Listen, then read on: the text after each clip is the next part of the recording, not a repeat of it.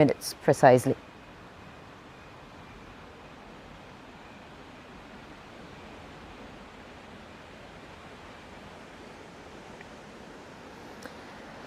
Laurie, I've missed the line before because once I start the live, I don't see the beginning of the conversation. I'm guessing you asked if I'm gonna do any tours there. Yes, I will. Not the first week, because the first week I'm with a friend and we've got a very busy schedule. But after that, I'll be alone in Istanbul, so I'll be doing at least a couple of tours from there, hopefully, if signal allows and all that. Hi Ronnie, nice to see you here. And thank you Tish, perfect. So welcome guys, we've got about 7 minutes to go.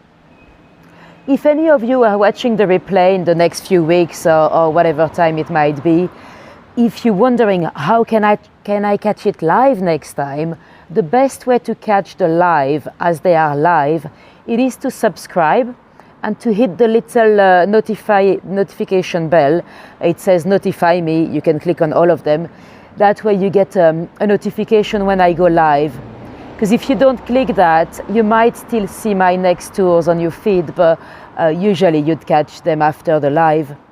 And it's always great to be live together so you can interact in the chat and all that. So you've got the chat, feel free to use it through the full duration of the tour. Don't be shy. The busier, the better. Because if the chat stops for a while, I usually get worried. I'm like, ooh, did I lose them as the signal dropped? So it's better if the chat is active. Don't worry if I've missed any messages or if I've not seen any of your questions. You can always try again. And Suzanne is here. Welcome, Suzanne.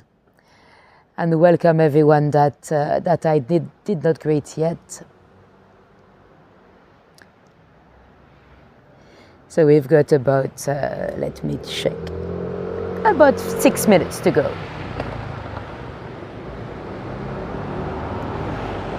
So yeah, if any of you were watching the replay and you wanted to skip the next 6 minutes, feel free to do so. We'll just be here getting to know each other for the next 6 minutes. And Linda is here. Welcome, Linda. Let me show you a glimpse of the view in case you were getting bored of my face. I'm in a lovely little square. If you did recognize it, let me know in the chat if you think you know where we are. And Sarah is here. Welcome, Sarah. So it is nearly 10 p.m. UK time. So the streets should be fairly quiet, but that's what I prefer for dark tales. So if any of you were completely new to me, well, you're very welcome first. And if you were wondering what we're doing, so we're doing a little Monopoly game. So I'll go around. I've thrown the dice on the board at home. We ended up on Bone Street. Bear in mind, it's not Bone Street, it's Bone Street Station. Bone Street Station is on the new Monopoly board, the London Underground edition. So that's the one we're playing today. So we'll be going around Bond Street Station.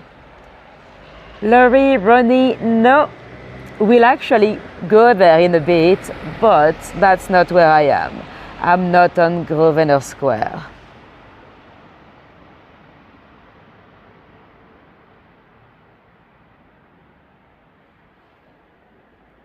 I still don't understand what the flying pig is all about. Okay,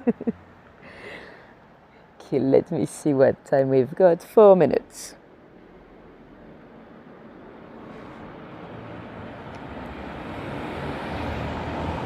So we've got 4 minutes to go.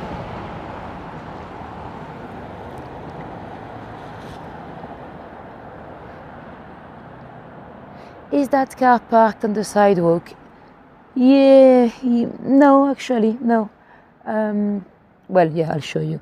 They are, technically those cars are, I guess it's tolerated at night. But yeah, they're a bit on the sidewalk. When there are some parking spots here, but I'm guessing they're for residents, or I don't know. I don't have a car, so I don't really have to deal with parking issues. Hi, Chas. Yes, we like them spooky.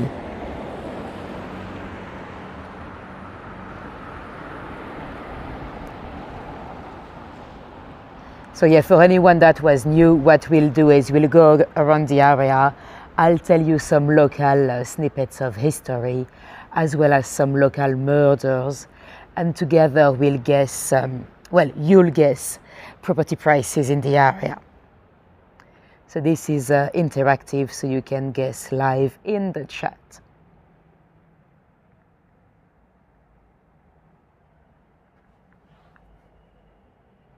And Tariq is here. Nice to see you here, Tariq.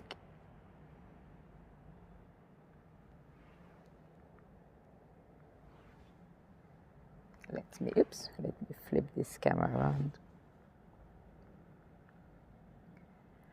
London at night has so much atmosphere. I agree, Caroline, I agree. It's much better at night anyway. Sometimes at daytime it can get a bit too busy around here. Around Oxford Street at least. But at night it's lovely. And also at night there are less people to stare at you on the streets, because you know, once you're holding a gimbal and people see that you are live, sometimes they try to jump behind you or they try to get on camera. At least at night there's hardly anyone on the street to do that. You needed one today? Perfect, that's what I like to hear.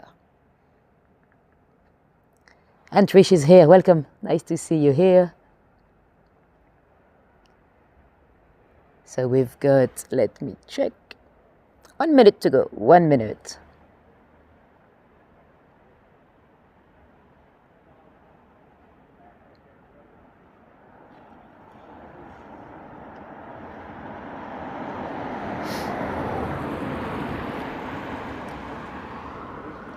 You love the Christmas tours? Well, soon. They've actually already placed the Christmas lights on Oxford Street. They're not turned on yet, but they're already there. So yeah, soon we'll come back in this area to see the Christmas lights. Probably end of November. When I come back from Turkey, there'll be time to do the first Christmas tour, I guess. Although I prefer to wait for December. I don't think it should be Christmas too early. I mean, you know, I don't like to do Christmas before Halloween or Thanksgiving. You know, in some of the shops in Fort Newman Mason, they already have the Christmas stuff, like the mince pie, gin liquor, and stuff like that. And Michelle is here. Nice to see you here, Michelle. We've got 1 minute to go. It might be time. No, it is officially time. So welcome, everyone. Nice to have you along. If any of you were completely new to me, you're very welcome. I'm Natalie, and without further ado, let's go. Let me flip this camera around. So the answer is we are on Manchester Square. It's a very expensive square. Some of those properties, they sell for like 20 millions. Hi Rose, welcome. Welcome everyone that just joined. There have been a few famous residents on Manchester Square. You had a guy called Timothy Yeats Brown, a banker. You had John Hulling Jackson, that was a neurologist, I guess you can say, a guy that studied epilepsy at the beginning of the century. He lived there somewhere. He's now buried at Highgate Cemetery. And there was a very famous photograph. Well, not very famous, the photograph, but one very famous guy that has been photographed here. Let's see if you recognize him straight away. So it's that angle here, Manchester Square. It was taken at daytime, of course, but let me show you the photo. There we go. That's a teenage David Bowie. That picture was taken here for the promotion of a single he did with a band he was in at the time. I think the band was called Parlophone, one of the many bands he was in before to have his solo career. All right, I'm gonna be careful every time I remove the pictures, because remember, we don't want the little bug. And we've got very many photos tonight because I've got the properties to show you. So I'm gonna try to take it very slow every time I remove a photograph. Anyway, let's go. We are now on Duke Street. Now, for those of you that were alive in the 70s, you might remember a show, a BBC period drama called The Duchess of Duke Street. Well, it was set here. I don't think much of it was filmed around here, but the property where they lived apparently was here. And let me show you this hairdresser. It looks a bit like Sweeney Todd-ish, a little bit scary inside. I don't know if it's just the color or what, but it looks a bit scary. I don't know if I'll trust them to hold the blade next to my beard, if I had one.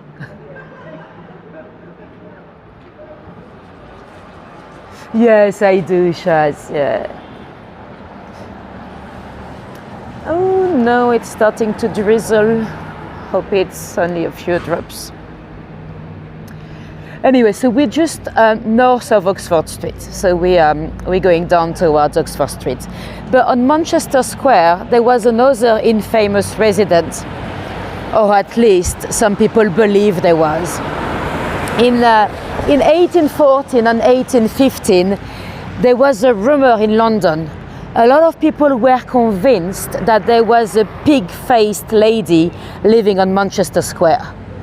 Yes, you've heard this right, a pig-faced lady. There were quite a few stories of ladies with a pig face. Those stories originated in France, on Belgium, and the Netherlands in the 17th century. And people believed in them. To be fair, in the 18th centuries, there were a lot of those, those freak shows, and sometimes they would take a pig and dress them as a lady, and make people believe that they were actual creatures. And the pig-faced lady of Manchester Square became very infamous. It was said that there was a valet that worked for her.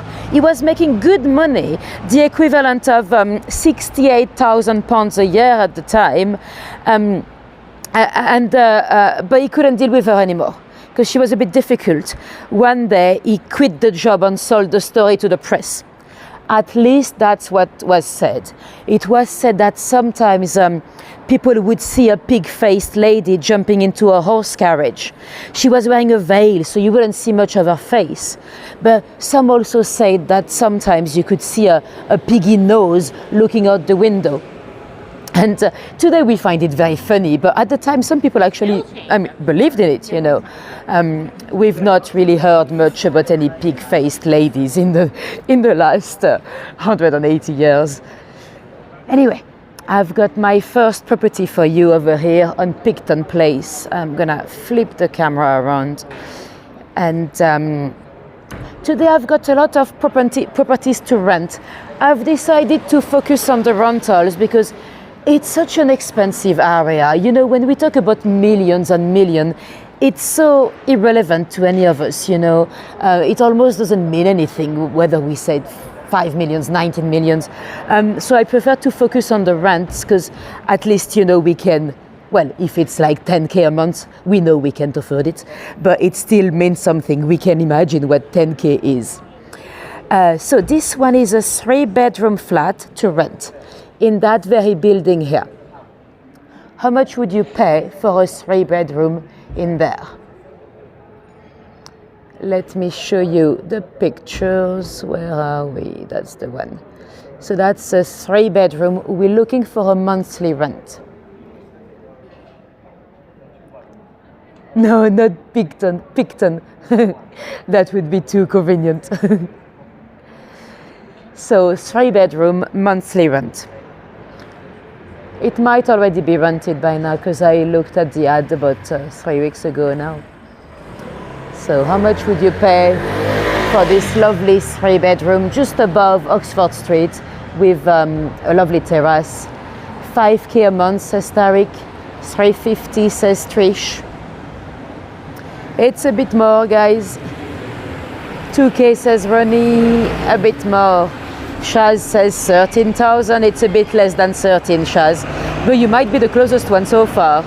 No, I think Tariq was the closest one so far. Sarah, Roberta, it's a bit more. Actually, you can double that.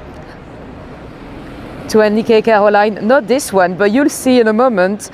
We'll have this type of rents in a moment. Yes, with a terrace. But probably no car park though. Laurie, you quite close as well. I've seen someone very close. Katie, you're the closest one so far. Oh, Shaz, very good as well. You're nearly there. Let me show you the answer. There we go, 8k a month. So that's a lot, but to be honest, compared to what we'll see tonight, it's nothing. Right, let me take my time to remove the photos so we don't create any bugs. There we go. Lovely. So the beautiful building across the street, the one lit in the blue, this is Selfridges. Selfridges with no apostrophe. It is spelled with the S, no apostrophe. It's one of our amazing department store. And some of you might have heard about its creator. Did any of you see the show on, well, in the UK it's on ITV. It's called Mr. Selfridge, about Harry Gordon Selfridge, the gentleman that had the idea of the shop in 1906. They did a drama on ITV about 10 years ago now. I think it's fairly realistic. It's about a lot of the stories on the shop floor, but most of them are true. So the shop itself, at the beginning of the 20th century, we had some department stores in London. We had Harrods, we had Fortnum and Mason. Yes, you saw it, Katie? Yes, you did, Chas? Yeah, I've not watched all of it, but I think I've seen about 5 episodes. So yeah, at the time we had some cool department stores, but they were not that original compared to what was happening on the continent, in Paris with the Galeries Lafayette, or on the other side of the pond as well. So there was a bit of a gap in the market. And Mr. Selfridge, he was an American. He had a career in retail in Chicago. He was actually already semi-retired. It is. Oh. Right. Are you in the chat? Are you back? Are you here? I've had a big message saying transmission aborted, and I touched something, and it looks like we're all good. Let me know if Fuck Palestine! Fuck Palestine! Lovely. We're Britain, England.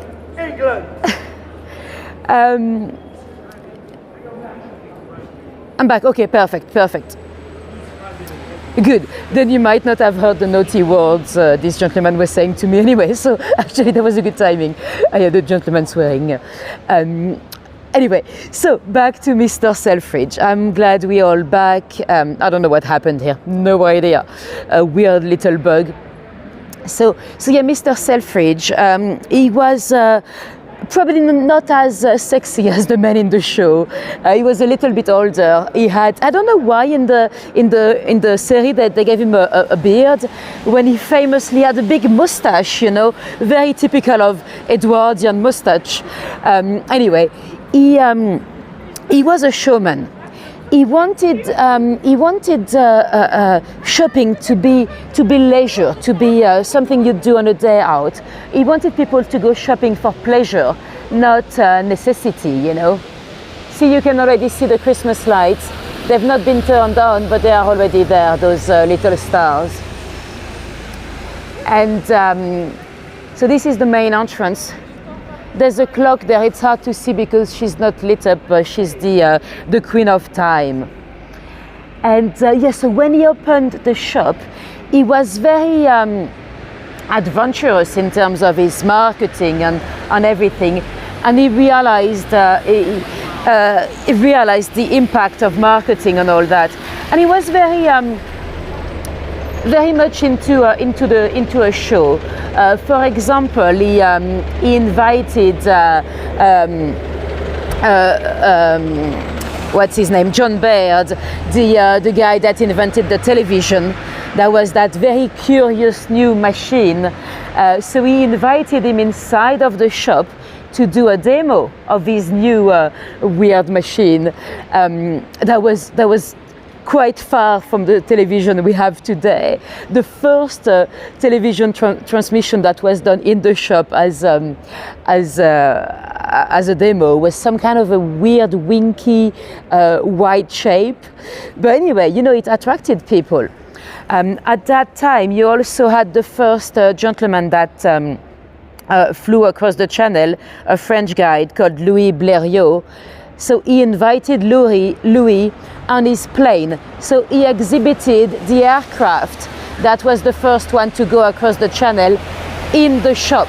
So that was to bring people in, and that was very successful. He was also into he revolutionized the industry of makeup and perfume and all that. At the time, perfumes were often hidden away, they were almost like a secret cell. Well, a lot of the items were hidden away anyway. He wanted people to come in, touch them, and people were telling him, but they might steal them. And he was like, no, they might buy them. And the perfumes, he actually put them at the front, you'd have to remember that Edwardian London would have been very smelly. On the street, you still had horse and carriages, so those perfumes were pretty much welcome. And there's a young man that you might have heard of called Michael Bond that came to visit on Christmas Eve 1956. And as he was inside of the shop, he spotted a little bear, a teddy bear, that was alone on his shell. And he felt terrible for the little bear. He was like, oh no, the bear is gonna spend Christmas alone. So he actually bought the little bear. Michael Bond, you might remember him. It's the gentleman that wrote Paddington. He worked as a BBC cameraman at the time. He was actually there at the Queen's coronation, and he was very much inspired by his little bear, and also by his experience of London under World War II. All those kids being evacuated with their luggage. So that's what inspired, I should say, Paddington Bear. So if it wasn't for Selfridges, we wouldn't have had Paddington. He would be incredibly proud if he could see what happened to his little bear lately. After the passing of the Queen, Paddington became such a royal symbol, really. Michael Bond is buried in Old Paddington Cemetery.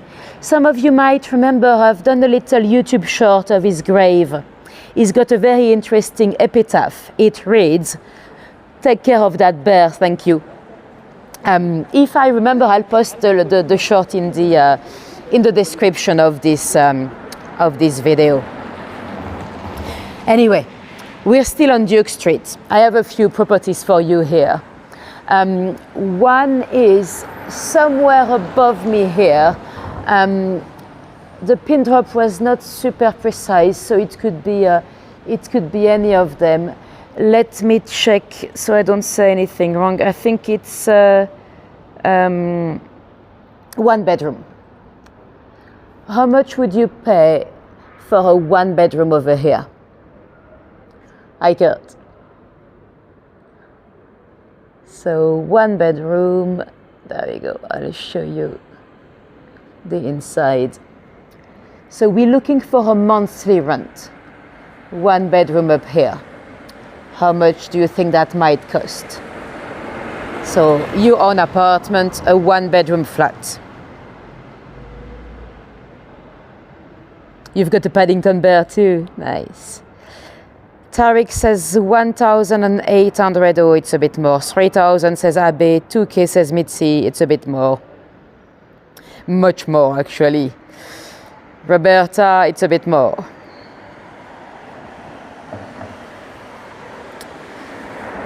Sarah, it's even more. Tish, more. Now I've crossed Oxford Street. We are officially in Mayfair. Ash, a bit more. Linda, you're the closest so far.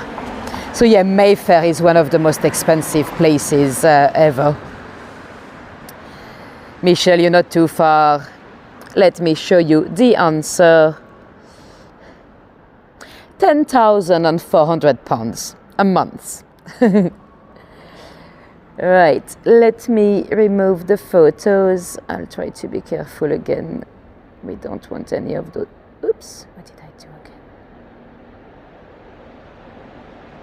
again? Right. I've moved something, but that's okay. It's fine. I've just moved the time and it's fine. And we have another one.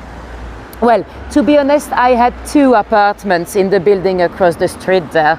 I've picked the most expensive because it's more fun, but they were 2 different ones. So the one I picked is a 3-bedroom flat to rent.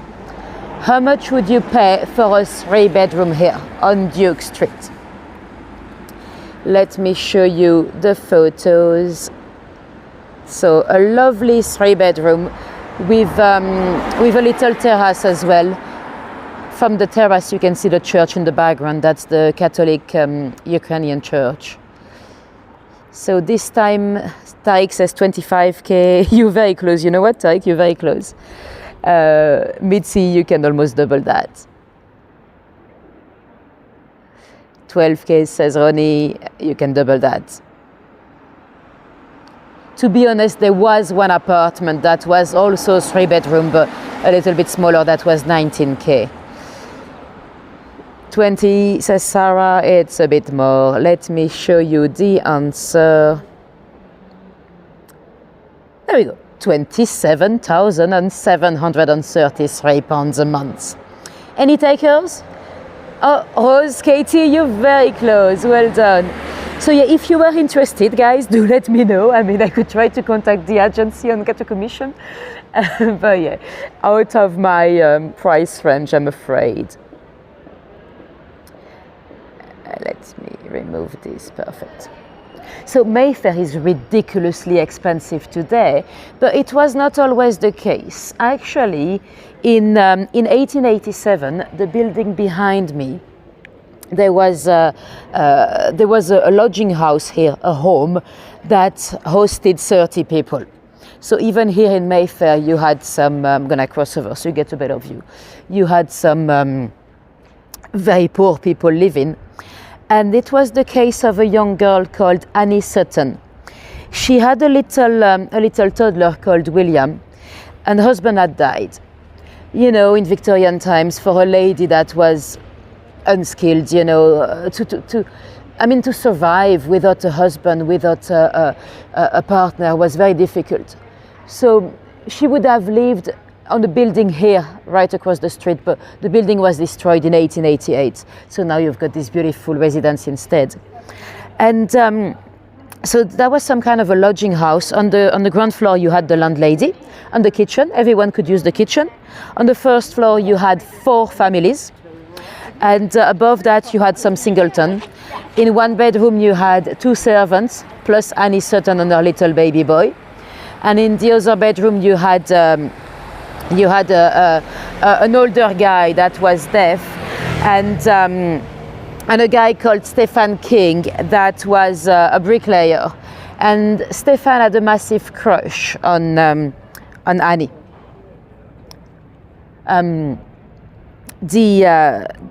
The thing is, in a building like this, it was almost impossible to avoid one another. You know, although they didn't have an area to chill out, they had the staircase that they were all using. And Stefan was not doing anything illegal, but he was very much into Annie. He was sending her some gifts. And you know, she was a poor lady, so sometimes she probably did accept the gift. He was, well, at that point in his head, he was probably already convinced that they were in a relationship, to be honest. Today, he would be diagnosed with something called erotomania. It's, well, it's often the case with what we call stalkers. The mental health condition is actually called erotomania. It's when someone is convinced that they have a relationship, a romantic relationship with someone they don't really know or they hardly know. Often it's with TV stars or content creators, but it could be anybody. It could be someone that you met at work or someone you went for a drink with once. And it can be very dangerous. With erotomania, you have different phases, but it often finishes with a murder, sadly. The building across the street, that's actually some kind of little power station, and above it you've got a little garden square. It's closed at night, but it's usually open to the public at daytime. So anyway, Annie Sutton couldn't actually avoid her lover or admirer, and she was doing some laundry. That was the only thing she could do to bring some money in. So she was taking in laundry from random people and washing their shirts and all that. And one day she had a customer that came in. Absolutely nothing out of the ordinary. He just came in to collect his shirt. But Stephen King became extremely jealous. Somehow he imagined that in the short period of time when the guy came to collect his shirt, they had sex.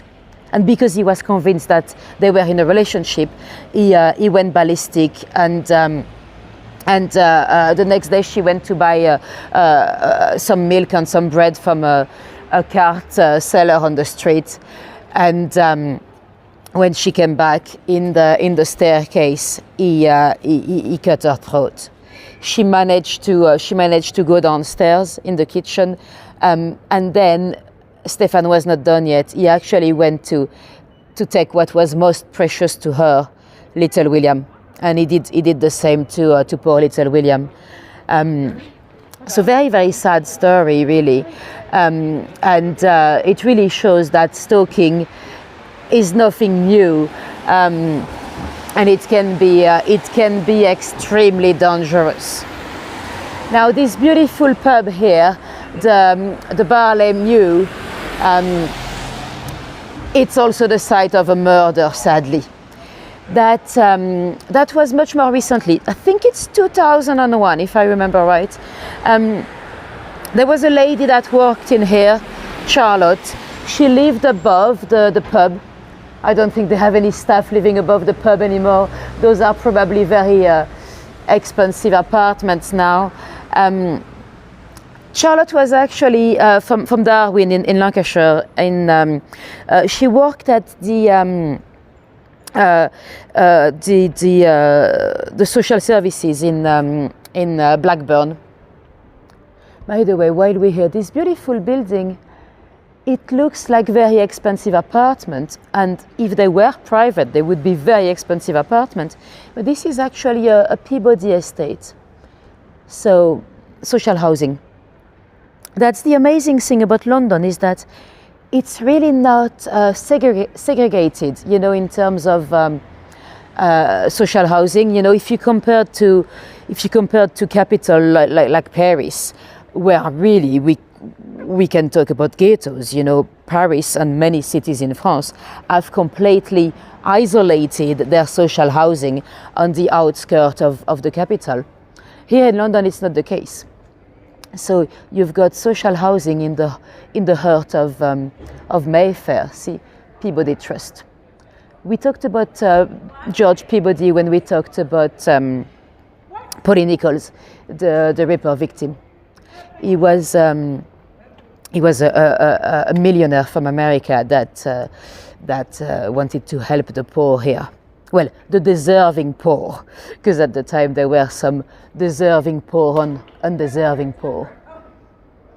And it doesn't mean, so although the building was built for social housing, You know, in the 80s, you had the right to buy under Margaret Thatcher. So now, even in a block that is social housing, you may have a few apartments that are private. And now they're probably worth, like, well, at least 5-6 million. Anyway, so back to our murder story. Charlotte, she was very young. I think she was 22, but she had managed to save herself a bit of money, and she had managed to get a mortgage and buy a flat. And she had met that guy called Gary at work. He was 29, so he was about 7 years older than her. And Gary was maybe a bit depressed already, and he never had a girlfriend. He was very close to his mother, and she decided to take him as a lodger, so that would help her generate some income, you know, to pay her mortgage. And they were friends anyway, well, work colleagues at least. And when Gary moved in, he started to behave like if they were a couple. He was very much into her, and he wouldn't leave her alone, and he wanted to buy a car for the two of them when he didn't even have a license. He even joked that they had got engaged, and then you know, told people he was rubbish. But and she wasn't feeling very comfortable at home anymore, which it was her place, you know. And she actually saved his life. One day there in Darwin at that point, they're together. They went for a drink. He jumped on the rail tracks, and she grabbed him. She was trying to hold him. She was convincing him not to do that until he came back on the shores. So she actually saved him from being killed by a train. And eventually she had enough. She moved to London when she started working at the pub there. And she felt sorry for her friend though, and for Christmas 2001 she invited him down to London. Well, he wasn't sleeping at hers, but he came down to London and stayed in a hotel. She had a boyfriend by that time. She was trying to see him as much as she could though, you know, while he was there for a week. She was working at the pub, and one day she did tell him about her boyfriend David, and David went to Nottingham anyway to spend the Christmas and New Year's with his family. And at New Year's Eve there was a party at the pub, apparently a vicar on tart party, and so the two of them went. Well, Charlotte, she was working anyway. She dressed up as a French maid, whatever that looks like, quite a sexy outfit, I'm guessing. And Gary did not dress up. He couldn't be bothered. So the night went well. There was no argument or anything of the sort.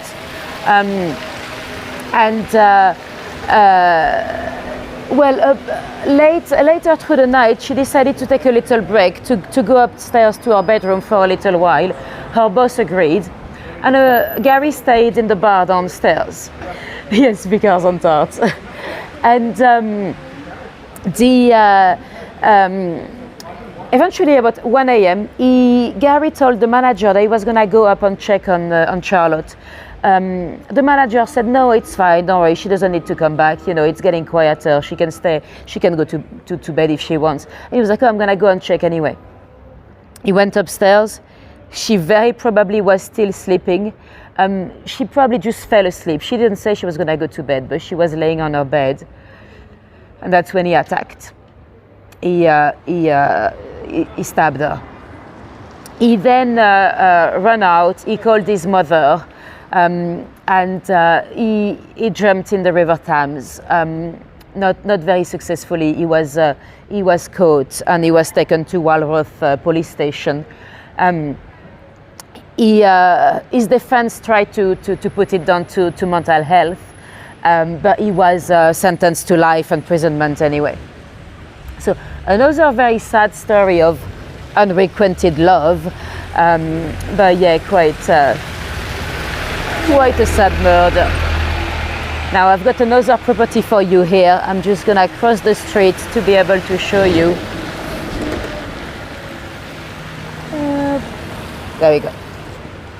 So it is, that's gonna be on the posh end of the scale as well.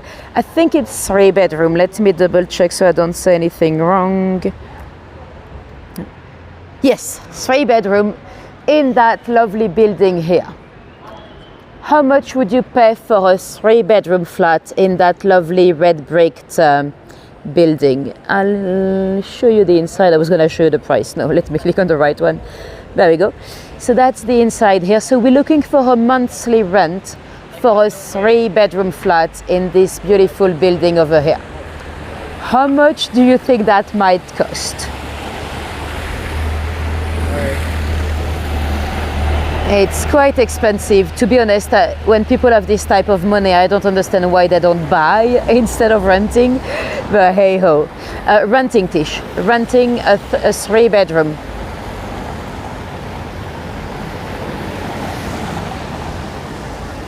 $32,000 says Trish, $25K, $12K, Trish, more.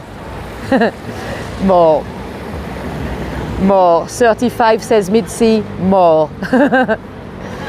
This is the beauty of Mayfair. Well, to be fair, it seems quite big. Sarah, you're definitely the closest so far. 42K says Sarah. 38 says Bronwyn. 35 says Tish. Let me show you the answer. Laurie, it's a little bit less, but you're not too far off. Shaz, you're quite close. You're very close, actually. Ronnie, maybe not that bad. Michelle, it's a bit less.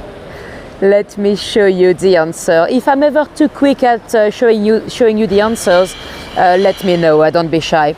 So 45,500 a month.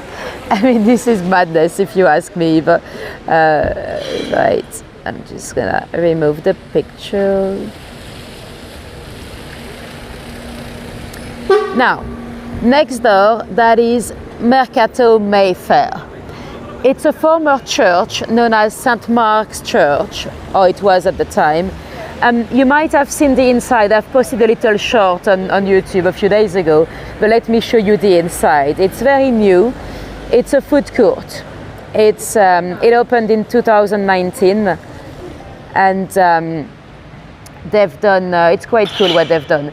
So you've got a lot of different restaurants, street food style, so you can sit downstairs to enjoy your gin and tonic or your Thai food or whatever it might be. But they kept the old altar, they kept all the stained glass windows, and in the basement, in the crypt, you have a mini gin distillery and a microbrewery as well. So a very cool place to visit. And again, it's very, very, very new. It's 2019. And probably a bit cheaper than most of the food places in the area as well. You love repurposed churches, nice. At some point, it was known as the American Church, because we're quite close to the US Embassy, so a lot of soldiers would have visited. Anyway, let me remove the video and I'll show you. I've got some more apartments for you. So, in one of those, in that beautiful red brick building, I'm not sure which one because the pin drop was not very precise and they all look the same anyway. We have a 4-bedroom flat to rent. Now it's a little bit cheaper than the one we've just seen, but let me show you the inside. There we go. So we're looking for a rent again. Again, I tried to focus on rentals tonight. How much do you think you'd pay for a 4-bedroom here in that beautiful building? So we're looking for a monthly rent. 4-bedroom.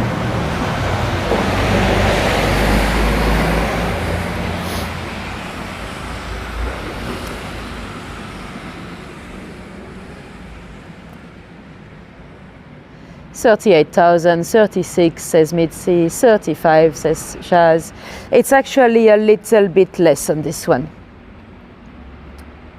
It's a nice area, but I wouldn't live here. It's just very busy, you know, when you're gonna go to get a coffee or whatever, because you're literally just next to Oxford Street. I mean, I lived in Marylebone for a little while, and 75k says Rose, it's a bit less. 55 says Sarah, it's a bit less, guys, it's a bit less. So yeah, it's I think it's for me, I think it's a bit too central. It's lovely to be in the center, but it's so touristy on Oxford Street and stuff. If you want to go shopping or buy a coffee or anything, it's very busy. Shaz, I think you're the closest one so far. It's a little bit less, but yeah, let me show you the answer. 27,950 pounds. So it's not as bad as the one we've seen. Cool. Let me remove the photo. Now I've got another one in the same block, so they're probably neighbors. So listen carefully. The next one is a flat share. And to be honest, the prices are so different, because when you do the total of the home, it doesn't add up to the same price. But so it's the price for 1 bedroom in a flat share. So you'd be sharing with 3 strangers. So how much do you think you'd pay for a monthly rent for 1 bedroom? So bearing in mind, you'll share the living room with 3 others that you don't know, as well as the kitchen and the bathroom. I think they have 1 bathroom and 1 toilet to be shared between 4 people. So how much would you pay? Again, it's in the same block for a flat share. It's not actually that much compared to the rest of the flat shares in London. So how much would you pay for 1 bedroom? Just the bedroom in a flat share. Caroline, oh, you're very, very close. You know what? You're very close. Oh, I'm green. I should cross. Oh, it's far less, guys. It's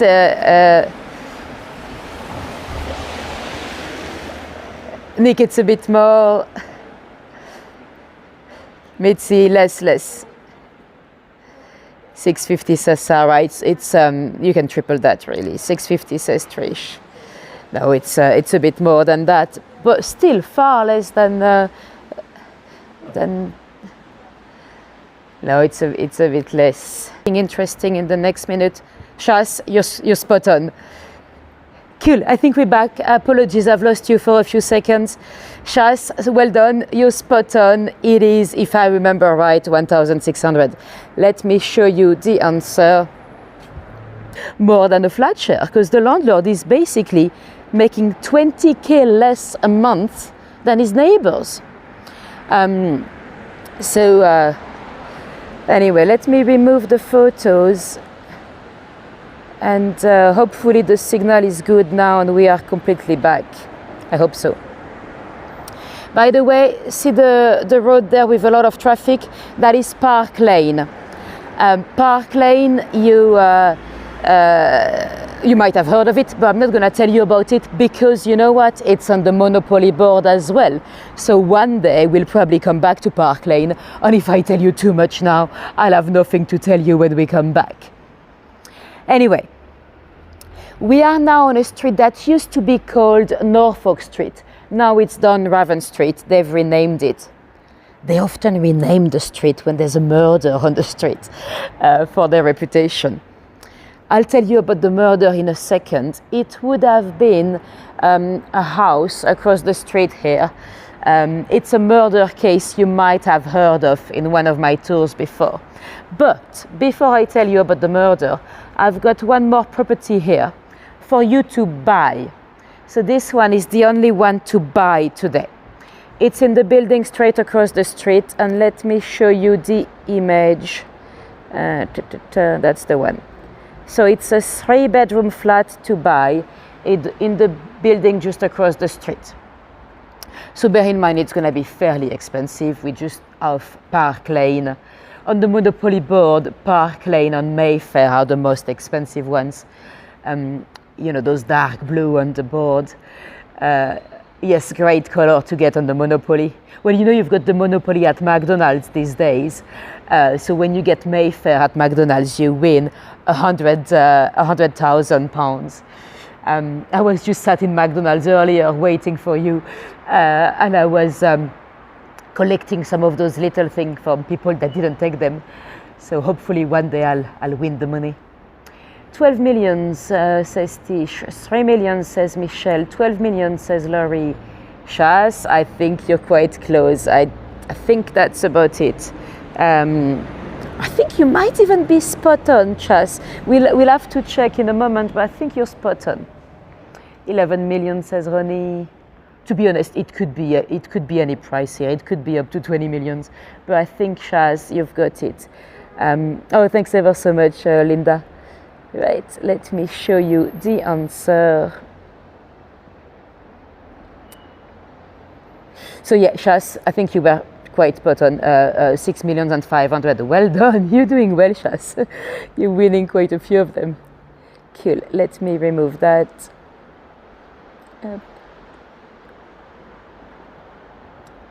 Now, somewhere on this site at number 14, they've renamed the street. It's often the case when you have a murder, they often rename and renumber the street. But there was a building. Let me show you what it looked like at the time. It looked like this. And it is the case of Lord William Russell. Now, that might ring a bell, because we talked about that gentleman when we talked about the case of Eliza Grimwood. You might remember when we were in Waterloo. Now, let me remove the photo. Lord Russell was 73 years old. He lived here with a few servants. He had a valet, a Swiss guy called François Benjamin Courvoisier, and he had at least 2 servants, ladies that lived here. And he was, well, the Russell family, it's the family of the Duke of Bedford and the Duchess of Bedford. He was actually, I think the Duchess of Bedford was his sister-in-law. The Duchess of Bedford, she's the one that is known for popularizing the afternoon tea. She worked for Queen Victoria at court. And you know, at the time, so we are in 1840, to give you an idea, when they started to have gas lighting at home or on the streets, people in the city started to have dinner later in the evening. Not so much in the countryside, in the farms and stuff. You'd still have dinner at dusk. But in the city, people started to have dinner quite late at night. And because of that, they had a bit of a sinking feeling in the afternoon, you know. And the Duchess of Bedford allegedly, it's debatable, some historians disagree, but she allegedly started the fashion of the afternoon tea at court with Queen Victoria. And the Queen, of course, loved it. And, you know, whatever the Queen loves, everyone does. So, yeah, anyway, so Lord Russell is 73. He's a bit of an eccentric. One day, he went to bed. Courvoisier, the valet, he went to buy some beer to share with the girls, the servants. That was very unusual for him. Courvoisier was a guy from Switzerland. He usually spent a lot of his nights out frequenting prostitutes and living the high life. So usually he would keep his money for himself. It was unusual for him to buy beer for the girls, but you know, they enjoyed a glass of beer. And then the both of them felt very, very tired, very suddenly. So they put themselves to bed. The next morning, Lord Russell is dead on his bed. He had been stabbed, brutally attacked. His throat had been slit. The police was called. Courvoisier was ever so shocked, of course. It looked like a burglary, but to be honest, hardly anything was stolen. Why going through such violence if you're not going to take the valuables? There were a few items missing. Eventually they found out that 18 silver spoons and cutlery were gone. Eventually they found a few items that had been hidden inside the house. So they very quickly suspected an inside job. And they suspected Courvoisier, but they went through his all his outfits. You know, at the time people had like 5 or 7 shirts, you know, so they could check them all. There was no blood on anything. With such violence, you'd expect a few spats of blood. There was nothing. Allegedly, there was one neighbor that claimed that he had seen a naked guy through the window in the staircases. Some said that Courvoisier could have stripped naked to commit the murder to make sure he didn't have any blood on his clothing. At that point, he was arrested, but the police was a bit worried that they didn't have enough to charge him, really, until a lady, a French lady, the owner of the Hôtel du Port de Dieppe in Leicester Square. She went to the police and she said that there was a guy called Jean that had given her a package a few weeks earlier, and in the package were 18 silver spoons on knives and forks that were identified as belonging to Lord Russell. She didn't know him as Courvoisier, she knew him as Jean, but as she came to the police station, she identified him. It was indeed François Benjamin Courvoisier. Confronted with that evidence, he actually admitted fairly quickly. And at Newgate Prison, it is said by the Times newspaper, they published that he had confessed of 2 other murders. A couple of years earlier, Eliza Grimwood and Eliza Davis, 2 Elizas. And then the next day, the Times newspaper had to apologize. Apparently, it was fake news.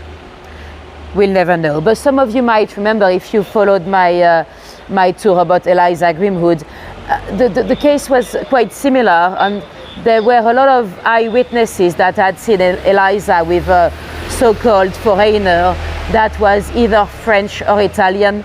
Well, Courvoisier was Swiss, but he spoke French as well as Italian. And let me show you something. I have a question for you. Do you know what that is? I don't. I'm literally asking you. I think I remembered reading about it somewhere, but I forgot. Maybe I forgot because it's boring, but yeah, see that little, oh, I'm putting shadow on it, but see that little sign here? What does it mean? Do we know? Kurt, are you still here? Kurt might know. I don't know. I'm wondering. Right, I've got one more property for you here at number 16. It is, if I remember right, a 1-bedroom flat. Let me double check. Yes, 1 bedroom for rent. Let me show you the inside.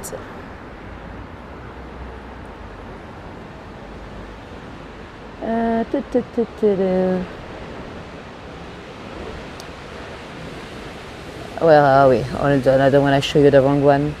There we go.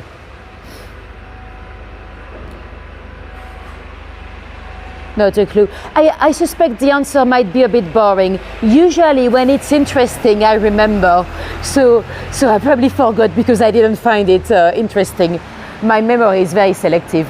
When I don't find it interesting, I just clear it off my memory card.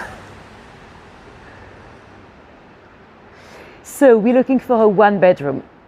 Michelle says 8K, you very close. Oh no, was it a 3? No, that's a 8. Very close, Michelle. 5K says Mitzi. Chas, it's a bit more. Abe, it's a bit more.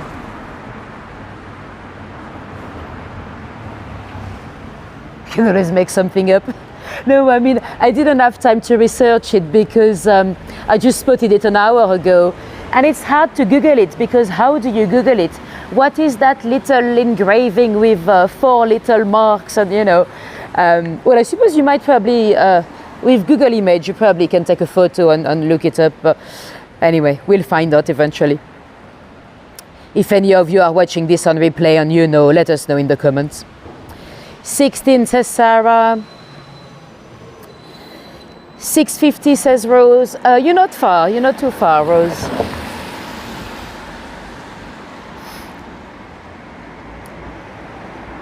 Right, let me show you the answer. Where are we?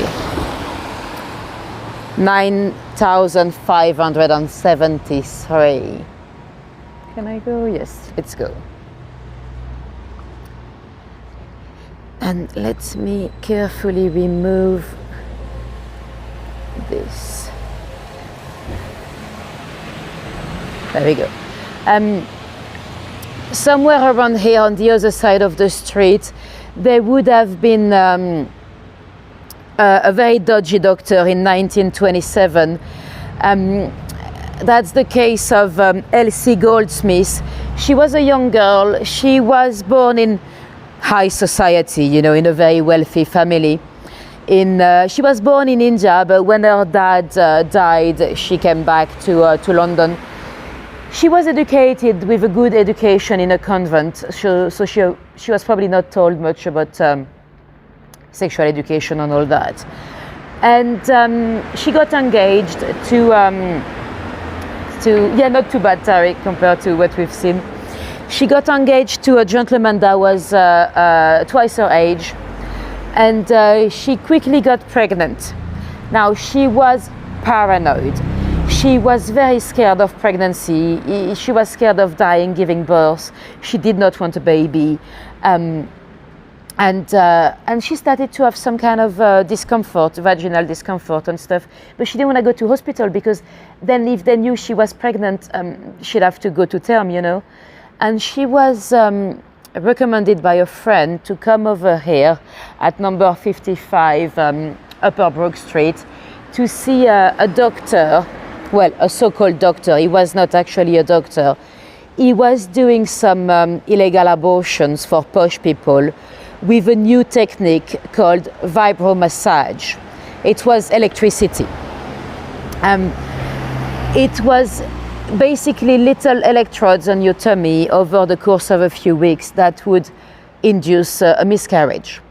That was, of course, very much illegal at the time. Abortion was illegal until 1967. She went for the treatment once, twice, 3, 4 times.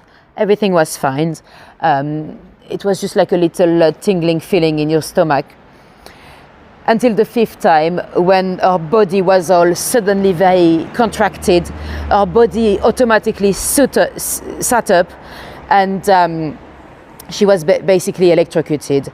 The doctor didn't know what to do. He was not even a doctor. He never graduated as a doctor anyway. He was completely panicking. He didn't want to be calling for help because then he would have had to admit what he's done. And eventually he tried some kind of ridiculous CPR for a while, like lifting her arms up and down for 15 minutes before he finally called the doctor. His name was Charles Palmer. When the doctor arrived, it was too late. She had died.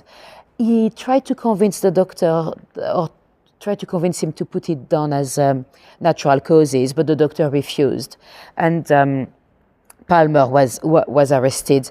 He went down for 7 years of penal servitude, and he died. He died very soon after being released. It's quite, well, the doctor is obviously guilty, but it's quite sad to see what ladies would put themselves through to finish a pregnancy. Anyway, it's not very well lit, but I have a last property for you. It's in this beautiful building. It's looks a bit nicer at daytime because we don't see much. It's, let me check how many bedrooms, I don't want to say any mistake. 5 bedroom. How much would you pay for a 5 bedroom to rent over here? So we're looking for a 5 bedroom. I'll show you the photos and I'm gonna move because it's a bit dark anyway. So 5 bedroom in this little mews. How much would you pay for a monthly rent for a 5 bedroom here? It's still on the market. Oh, look, if I stand here, it's being lit up. Hey, hey, thank you people for your light. There we go. So 5 bedrooms here. 65K now, it's not that bad. It's not too bad compared to what we've seen so far today. Oh no, light, come back, come back. Come back, yay. Shouldn't stay here too long, people are gonna come out. 60K, no, it's a bit less. Shas, you're quite close. It's a little bit less though. Mitzi, it's a bit less. Gwen, it's a bit less. Ronnie, it's a bit less.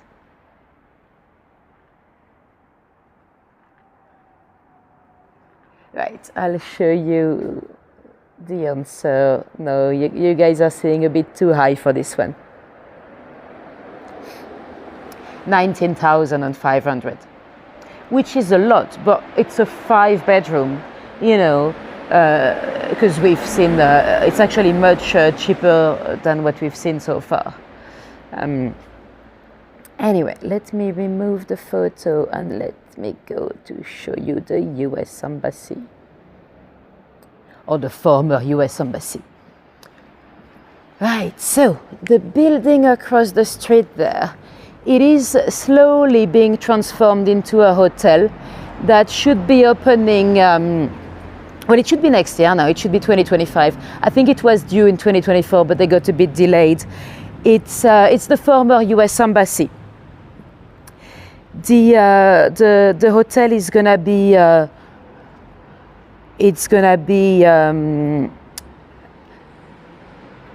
is it? I think the Chancery Roseland, I think it's gonna be called. Chancery something. Chancery Rosewood, Rosewood. So that's gonna be interesting to see once they finish. So the US Embassy was here from the 60s till 2017, really. There's at the top, I'll show you the top because we can't really see it very clearly after dark, but at the top you still have, oops, why is that not straight? Hold on. Well, it doesn't matter, let's leave it as it is. We still have the big American eagle. The eagle itself apparently is listed, so it's part of the heritage. They don't want to remove it, so it's still up there. Could it be haunted? Well, you'd have to book a room and tell us.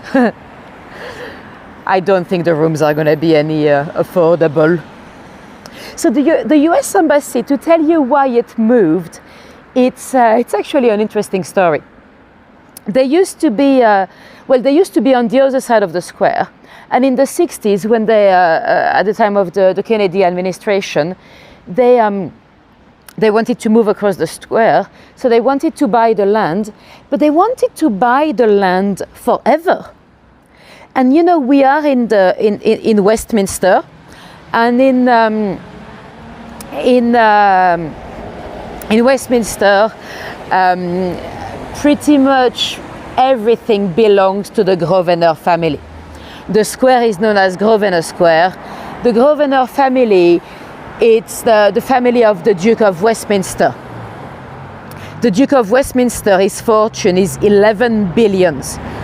He just got married last June. And so in the 60s, it would have been his, probably his great uncle, that was the Duke at the time. So the Kennedy administration, they asked the Grosvenor family if they could buy the land forever. The Duke of Westminster said no chance. I can give you a longer lease, but you're not going to buy my land forever. And they insisted. They were like, come on, give us a price. And eventually the Duke of Westminster said, okay, I'll let you buy this piece of land forever if you give me back all the land that you confiscated from my family in America. But that was most of Maine and New York. So obviously that didn't develop. And much later on, at the time of the Obamas, they tried again. The Obama administration, they tried again, and again the Duke of Westminster said no chance. And that's when the U.S. Embassy decided to buy on the other side of the river, in an area called Nine Elms. Some of the journalists, they call it Dubai on Thames, because it's the architectures over there is very peculiar. And so the new U.S. Embassy, it opened in 2018, finally. Donald Trump was not a great fan. He refused to come and cut the ribbon. It's an interesting building. It's like a fortress. It's like a modern fortress. They have a moat on everything. Some of you might remember I've taken you there once at the time of BIMS, but I was kicked out by the police. Not because I was not allowed to film. I was not allowed to film on that day because they had a fire, when you kick everyone out of the building for a fire alert or whatever. So yeah, interesting embassy. Now I'll cross over so you get a better look at another hotel. Yes. And he was like, And this is the Marriott Hotel. It used to be known as the Europa, and sadly in '78 that was the site of an act of terror. Now I'm not going to dwell in too much about this one because it's the type of story that the YouTube algorithms don't really like. In '78, you had a flight coming into Heathrow Airport from Tel Aviv. It was AL airline company. That was the Israeli airline that had been targeted by Palestinian liberation. I don't want to say the T word on YouTube, but you know what I mean. They had been targeted already quite a few times. They're actually the first airline that implemented bag check search and the scans and all the metal detectors and stuff at the airport, because they had been targeted and hijacked a few times. And one night, all the crew from the aircraft was on a bus. Even on the bus, those little mini coaches coming from Heathrow Airport, they had a security there, but technically they were not allowed to carry a gun. And very sadly, when the mini coach parked in front of the hotel, so the staff could go to bed or to go to enjoy a night out in London, who knows? There were two attackers with guns that targeted them, and then with a grenade. And one of the flight attendants lost her life, sadly. A lot of them were injured. One of them had a bullet removed from her brain, but she survived. So yeah, horrible attack. And, those people were innocent. They were just doing their jobs, really. So very sad. Anyway, let's go and see Claridge's. So the big red building across the street, that's Claridge's. Some of you might remember, for those of you that have been following me for a while, when we did Mayfair on the Monopoly, it would have been at least a year ago now. I started the tour. I was sat on a doorstep in front of Claridge's, for those 10 minutes before the tour starts. And look, that doorstep is gone. They've literally just demolished everything. It's all gone. Although they've built up something, it looks like they might be doing what we call facadism. They might have kept the the facade. Yes, Caroline, there's a moat. There's literally a moat. I'll try to take you back to the U.S. Embassy one day. So yeah, look, it's all been demolished. It does look like they might be keeping a bit of the facade behind this, so we'll see in a few months. They are demolishing a lot these days. I went to Fort Newman Mason a few days ago. Well, I go there quite often because I do some London food tours, and I go in there with customers. And I got there a few days ago from the side entrance, and I was like, oh, it's very bright today. Looked around, the building next door had been knocked down. And so yeah, very much demolition these days.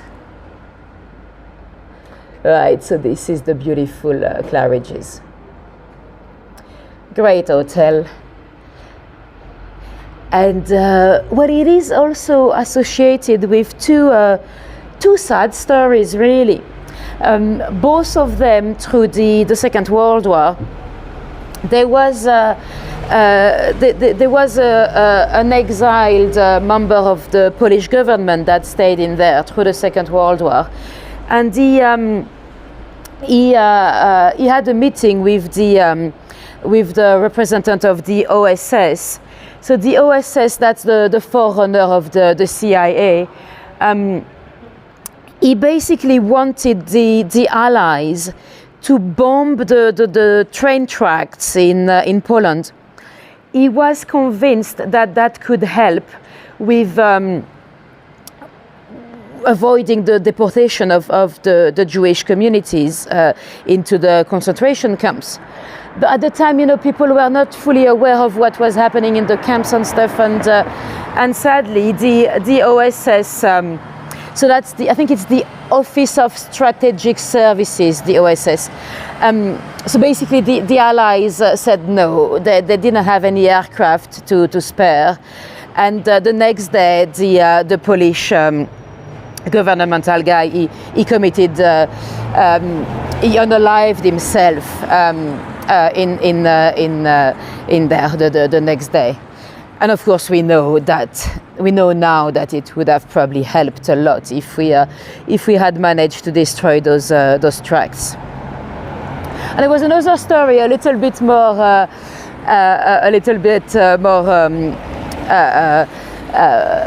joyful in Claridge's as well. Through the Second World War, some of the royalty were in exile from the continent, and the King Peter of Yugoslavia, he was staying at Claridge's, and his wife was pregnant, but he really wanted his son to be, yes, Kurt, I didn't try to pronounce it because I have no idea how to pronounce his name, but yeah, that's the one, Smul Zig. No, I'm not gonna try, I don't wanna butcher it, but yeah, that's the one. And so yes, so the King of Yugoslavia wanted his son to be born in Yugoslavia, and allegedly, we don't actually have any record of it, but it is said that Churchill decided that room 212 was gonna be given to Yugoslavia, so they could say that the boy was born in Yugoslavia. So that's quite cool. Anyway, you might see two blue plaques across the street. So this is Jimi Hendrix that lived on the left hand side, and on the right hand side, this is the composer Handel. So that's the guys from Hallelujah, Hallelujah, Hallelujah, Hallelujah. So it's now a little museum. I've not been inside, but apparently they have a ghost. Oh, what did Abbe say? I've missed a joke, I think. Hold on, let me see if I can catch it. Oh no, I've missed it, I think. So yeah, the home is now a museum, and they have a ghost. Apparently, at the beginning of the year 2000, there are some visitors that claim that they've witnessed a ghost, and they were not the only ones. So maybe someone, maybe Handel, was hunting the building. Anyway, we are now on South Molton Street. Do you realize that something is missing? You might remember we've been we've been here together before. Let me know in the chat if you know what's missing. They've removed something of great importance, I think. I don't know why they've done it, but let me know in the chat if you see anything missing from last time we've been here. That was months ago, so I don't know when they've done it.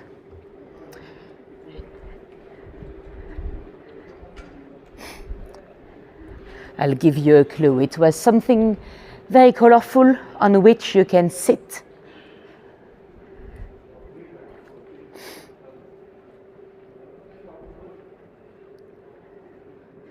Not a statue.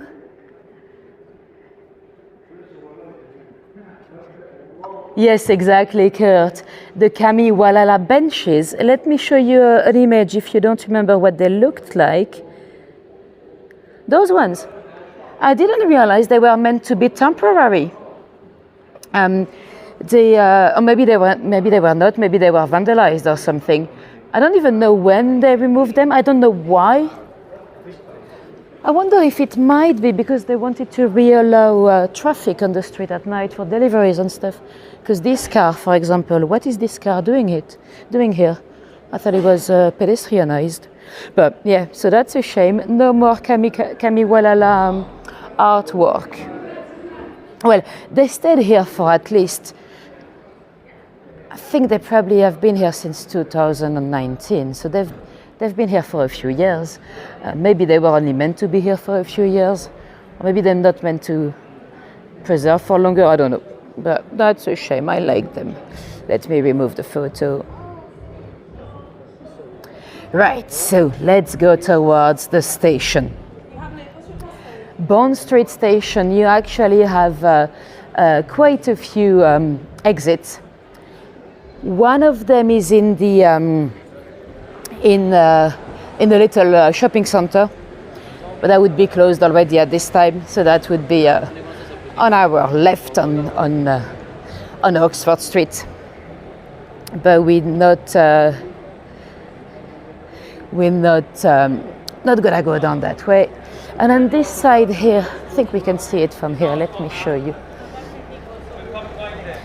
So here, that's the one for the Elizabeth line, straight ahead. See the underground sign, the purple one?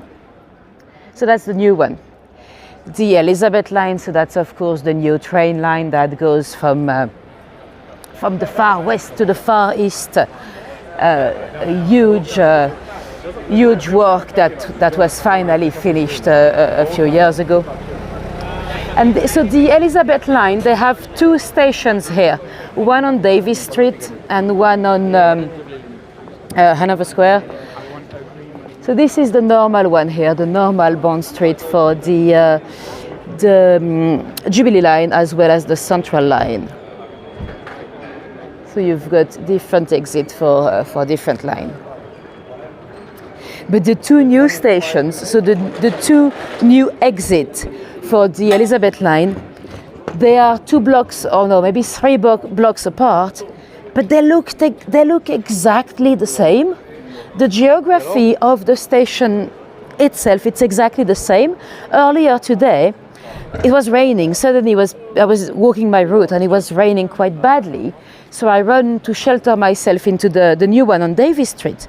I was like, what? Looked around and it looked like I was on Hanover Square. It looked exactly the same. So I was like, where am I? But they're just exactly the same. So very confusing. Anyway, and across the street there's another one. So this one is fairly new, this one here. But that's the normal one as well. So that's also for the Central line as well as the Jubilee line. The Central line is much older. The Central line is from the year 1900. The first tube line in London was the District line in 1868. 1868, that is the year when we stopped doing public executions. So can you imagine, for a few months, you could take the tube to go and see the hangings. That's mad, that's mad. So yeah, 1900 you had the Central line, and the Jubilee line It's 1979. It is named the Jubilee Line after the Queen's Jubilee. That was in 1977, the Silver Jubilee. And the Jubilee Line originally was meant to be called the Fleet Line, after the River Fleet that runs under the streets of London. And the station, Bond Street Station, that's actually interesting. It was originally they were meant to call it Davis Street Station because it's on Davis Street, but they renamed it Bond Street. Bond Street doesn't really exist. Bond Street is actually New Bond Street and and Old Bond Street. And it's not named after James Bond, it's named after Sir Thomas Bond from the 17th century. It's the guy that developed the area. And apparently at the beginning of the century, Harry Selfridge, he wanted to rename Bond Street, Selfridges. That didn't develop, they didn't allow him, but he wanted to have the station named after the shop. Which is funny that they said no at the time, because last year they actually renamed Bond Street. Let me show you, I think I've got a photo somewhere. Yes, Burberry Street. As they opened the new Burberry shop on Bond Street, through the London Fashion Week, they renamed the street Burberry Street, the station, I mean, which is ridiculous if you ask me. That cost, I think it's £500,000 to change all the signs and stuff, but it was very confusing. A lot of people, you know, there are a lot of tourists in London. There are a lot of people that come for a day and they don't know the city very well, and they were extremely confused. They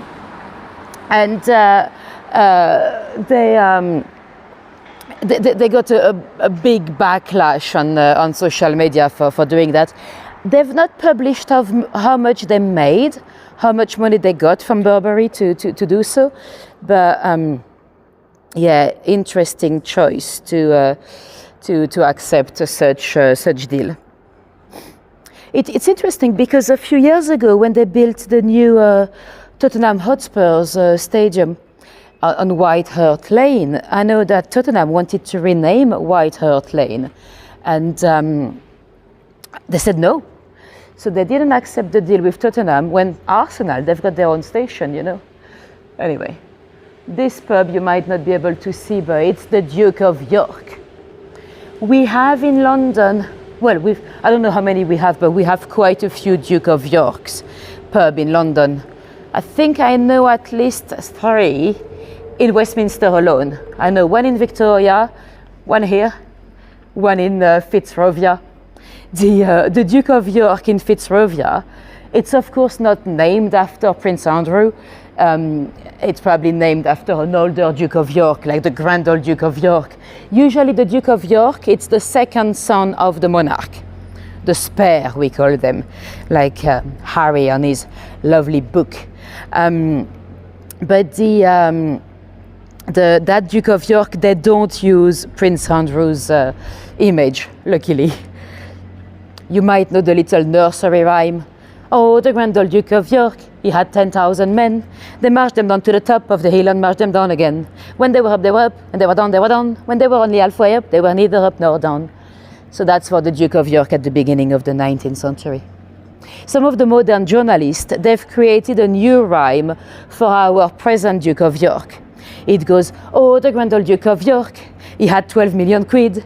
He gave them to someone he never met for something he never did.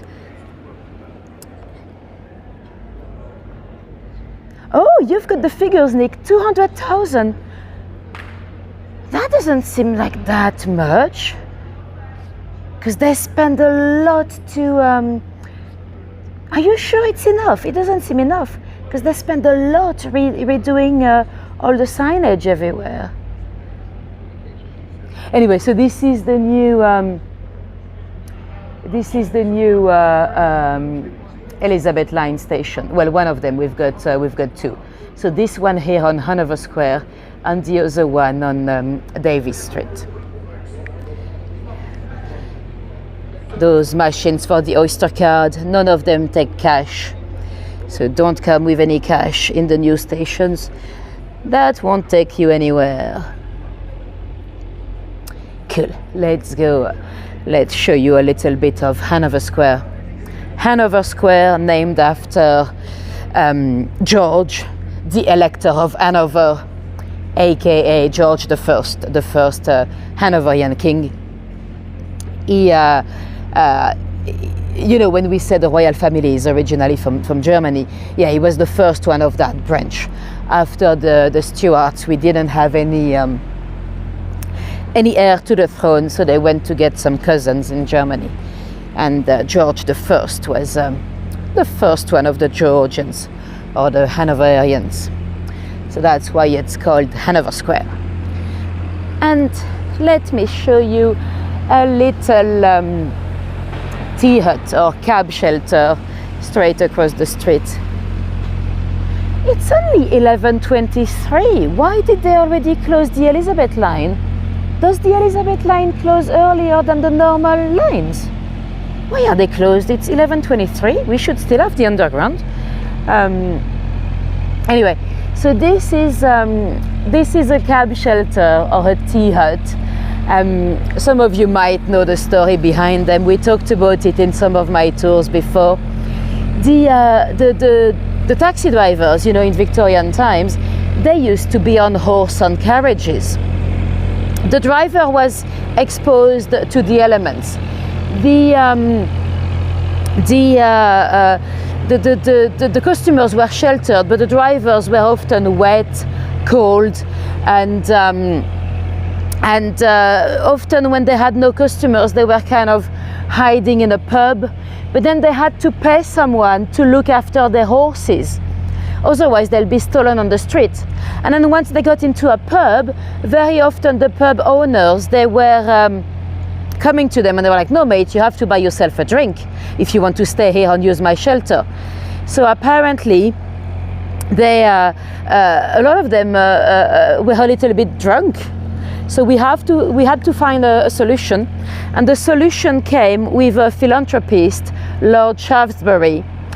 We talked about him before when we went to Piccadilly, of course, because there's the Shaftesbury monument on Piccadilly. He decided to create those little cab shelters. So there were at the time 61 of them in London. Today we're down to 13. They are listed, they're part of the heritage. We are not allowed to destroy them. Most of them are closed. There are a few that are still open. You could buy yourself a cup of coffee at the window, but you're not allowed to sit inside unless you are a taxi driver still today.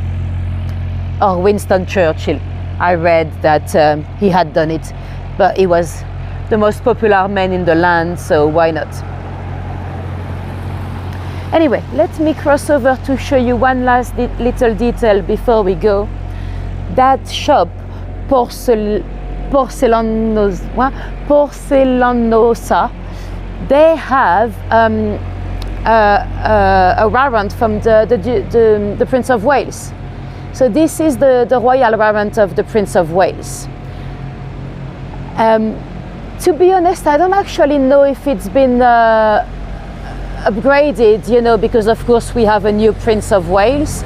So I don't know if that was for Charles, in which case they should now change it to a proper royal warrant, or if it's actually for William. But that's what you get if you've been supplying, well, it might be Buckingham Palace or it might be Kensington Palace. It might be, I don't know if it's been, a lot of the royal warrant, they should have been upgraded now after the passing of the Queen. Some people have lost their warrant, like a butcher in Balmoral and stuff. So I don't know if that one is for the for the king or for the actual Prince of Wales, but it should be for the Prince of Wales. So that signifies that you've been supplying well, in that case, it should be William for at least 5 years out of the last 7. And the member of the royal family themselves have given their agreement. So it's a great seal of approval, as well as a great marketing boost. It's amazing for a brand to expose. And I think there's only one shop that ever rejected their royal warrant. It is, of course, Harrods. Because, you know, Mohammed Al Fayed in the 90s, he blamed the royal family for Dodi's death and Diana's death. So he very famously took down his royal warrant from Harrods. But yeah, most shops are very happy to keep them. It's very easy to lose. There's a lady in, I think she was in St. James's, she was doing underwear. And she published a biography in which she stated that she used to go down to Buckingham Palace to take the Queen's measurement. She didn't say anything bad about it. She just stated that she was going. Boom! A few days after the publication, she lost her royal warrant. Because you don't discuss those things. Anyway, that's gonna be the end of the tour. Let me show you my face again. And ooh, hold on. That's gonna be interesting. Right, I'm gonna try to do something because I accidentally moved earlier the time. I accidentally moved it on top of the face swapping. So I'm just gonna have to try to move that. If that bugs, well, bye. Lovely having you here. I'm just gonna try. No, what did I do? Yes, yoo-hoo! Perfect. The weird thing with Prism is that you can move things around. I don't see why. Why would I want to move them around? Maybe if I was a gamer and I was streaming, I don't know. But it's interesting because sometimes you can touch something and move everything. Anyway, thank you for coming tonight. It's always a pleasure to have you along. Let me know if you have any questions. If not, I'll see you. Oh, I'll see you on Sunday. We're going back to Fleet Street. So I'll see you on Sunday night, about the same time, I think 10 or 11 p.m. I think it is. And the week after, we're going into Richmond. So save the date. Make sure you hit the notification bell to make sure you don't miss it.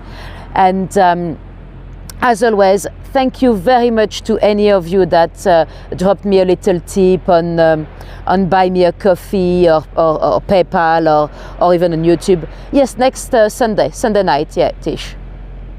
And as always, if you want to help, YouTube, like most platforms, they work with engagement. So if you want to help me having more people discover my lives and my videos, if you made it that far into the live, you probably like my stuff anyway. So it's always great to have a little like or a little comment under the live. It always helps with the algorithm. Thank you, Roberta. Thank you, Rose. Thank you, Shaz. Thanks, Kurt. Thanks, Tish. Thank you very much for coming today. So yeah, I'll see you next Sunday, or if not, I'll see you I think it's the Friday after that in Richmond. Glad to have you back, Suzanne. À bientôt, Nick. Cool. Bye. Have a good one, and see you soon. Bye bye.